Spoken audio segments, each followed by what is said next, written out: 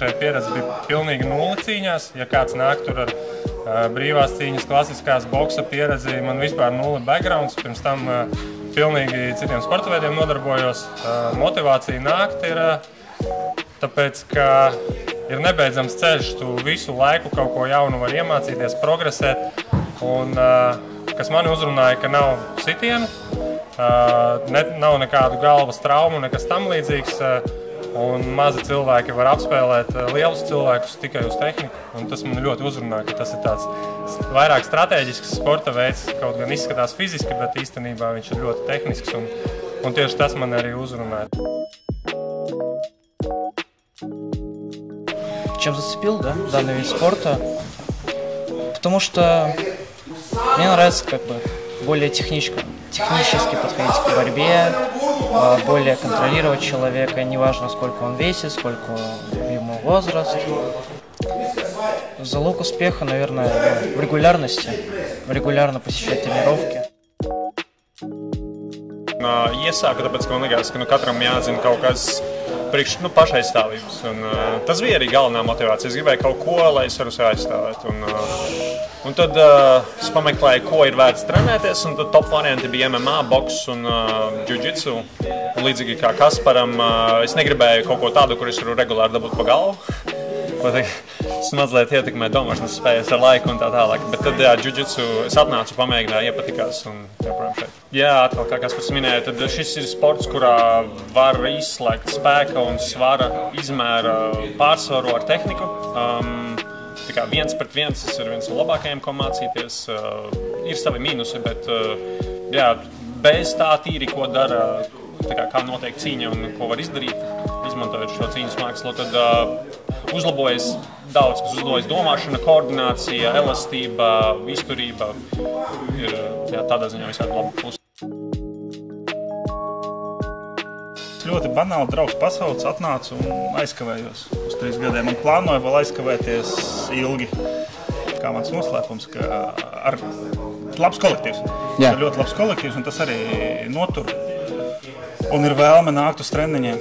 Pēc kāda laika, kad viss sāk sanākt, tad tu jūti to progresu. Un galvenais ir sākt. Un labi ir paņemt kādu draugu līdzi.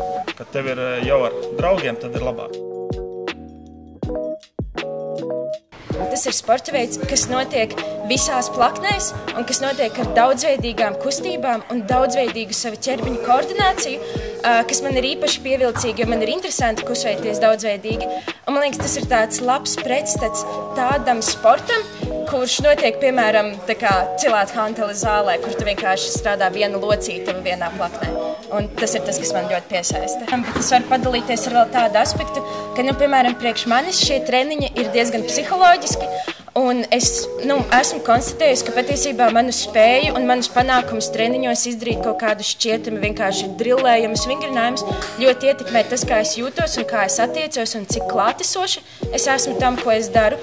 Un man ļoti uzrunā arī tas, ko treneris vienā no maniem pirmajiem treniņiem un atkārtojis atgādinājis, ka to, ko mēs apgūstam šeit uz paklājiņiem, mēs varam mācīties arī pielietot savā dzīvē, un ka patiesībā tie var būt kaut kādi tavi mentālie bloki, kaut kāda tava varbūt pat nevēlēšanās vienmēr uzvarēt vai nevēlēšanās vienmēr tikt uz priekšu, kas izraisa to, ka, piemēram, tevi var nomest nost vai it kā, ka tu neesi klātesošs. Un tad, varbūt tajā es varētu padalīties, ka priekš manis šis ir darbs arī ar manu kaut kādu attieksmi pret dzīvi.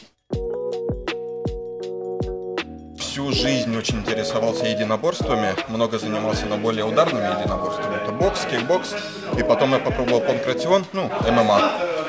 И потом у меня был долгий перерыв вообще со спортом. Захотелось вернуться, но не захотелось получать по голове. Понял, что джиу-джитсу это очень хороший вариант. Я думаю, что это самая совершенная борьба. Тут есть все тейкдауны. Все болевые разрешены, не так, как в самбо. В самбо запрещены удушающие, там можно только болевые делать на конечности, на руки, на ноги. Не так, как в дзюдо больше бросковая техника. Джиу-джитсу – это квинтэссенция всей борьбы.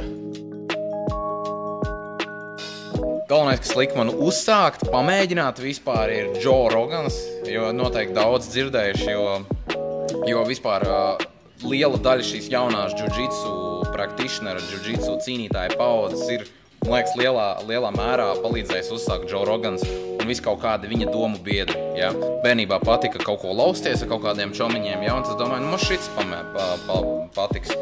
Tā arī bija, atnāk, sāku trenēties, sākumā nedaudz izlaižu trēniņus, eju rētāk, bet tad, kad vienkārši sāku labāk un labāk iet, ir lielāka motivācija turpināt. Un tā arī man bija, jo tagad man patīk daudz vairāk nekā man ir paticis jebkurā mirklī. Jā. Tiešām nav nekādi fiziski un vecuma šķēršļi. Nu, ja, protams, tev visas locītavas jau ir salauztas no iepriekšējā sporta, tad iespējams to nevajadzētu darīt, jo tas ir kontaktsports.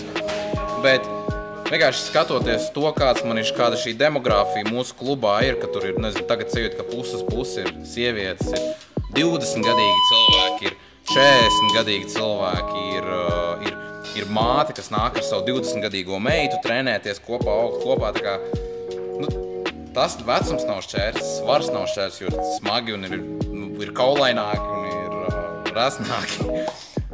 Nav vispārējais vienkārši attaisnojumi.